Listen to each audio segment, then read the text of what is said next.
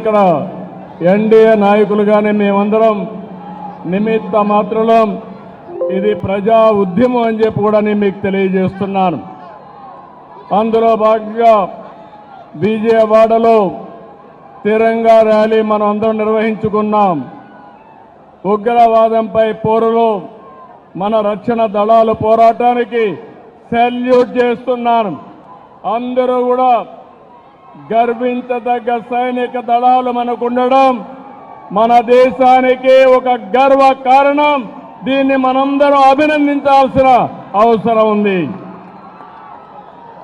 జాతీయ జెండా చూడగానే అత్యంతమైన ఉత్సాహం, ఉద్వేగం, దేశభక్తి మనందరిలో వస్తా ఉందంటే ఆ జాతీయ జెండా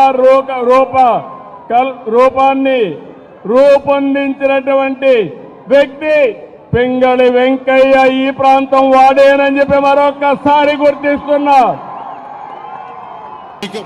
అలాంటి జెండా చూస్తే దేశ పౌరులే కాదు ప్రపంచం మొత్తం ఒక ప్రత్యేక గుర్తింపు ఉండే ఏకైక జెండా భారతీయ జెండా అని చెప్పి నేను మీకు తెలియజేస్తున్నా.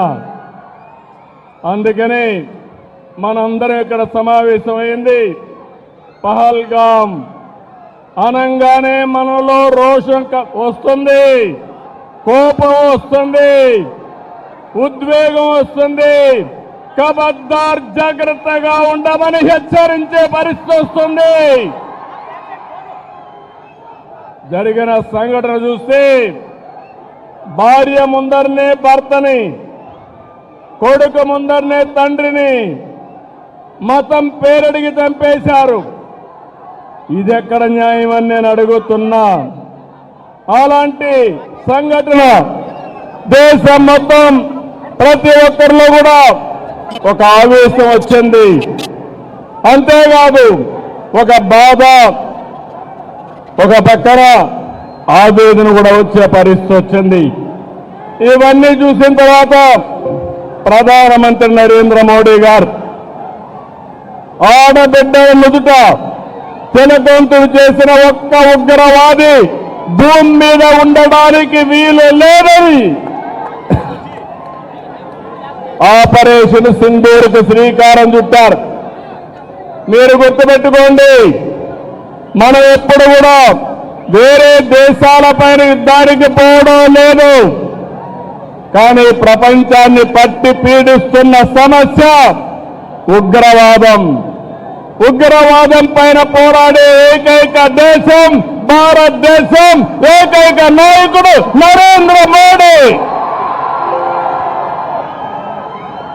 అందుకని రక్షణ దళాలు ఉగ్రవాదుల్ని ఈ దేశానికి తిరిగి కన్నెత్తి చూడకుండా చేయాలని ఎక్కడున్నా వాళ్ళ మీద మన త్రివిధ దళాలు ధైర్య సాహసంతో ముందుకు పోయినాయి. ప్రపంచ చరిత్రలో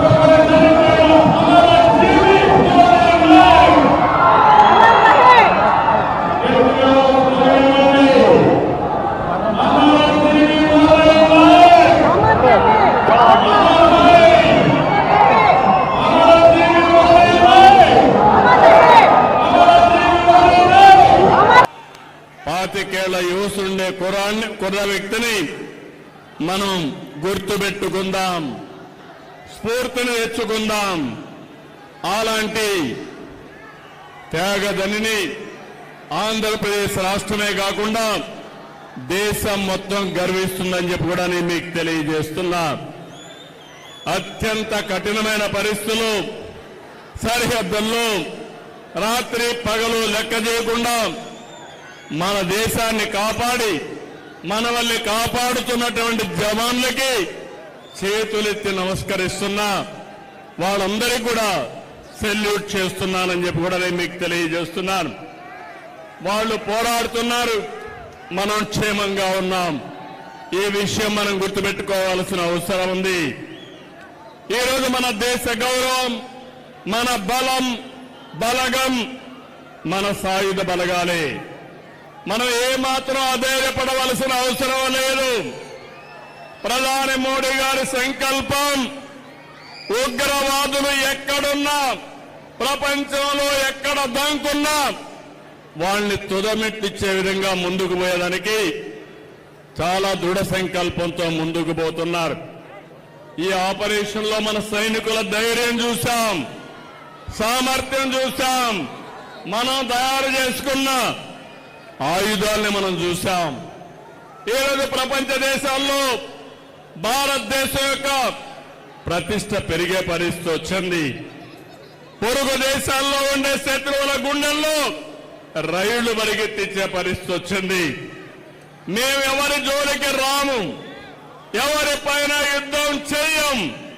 తీవ్రవాద రూపంలో మా దేశానికి వస్తే మాత్రం అదే చివరి రోజు మీకని మరొకసారి హెచ్చరిస్తున్నాను. ఇది ప్రతి ఒక్కరి నినాదం కావాలి. ప్రతి ఒక్కరు కూడా అవసరమైతే ఎలాంటి త్యాగానికైనా సిద్ధమవుతామని చెప్పాల్సిన తరుణం ఇది.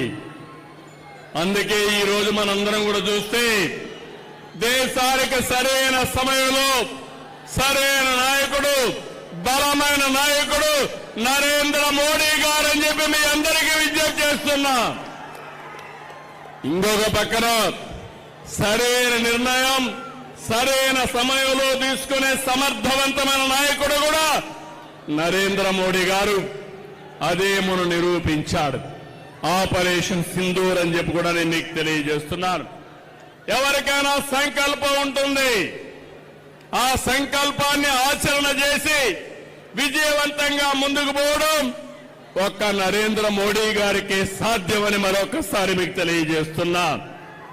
ఈరోజు భారతదేశం ఒక రక్షణ శక్తిలోనే కాదు, ఆర్థిక శక్తిలో కూడా ముందుకు పోతున్నాం. కొంతమందికి బాధ ఉంది, అసూయ ఉంది, కానీ మీరు ఏమీ చేయలేరని చెప్పి హెచ్చరిస్తున్నా.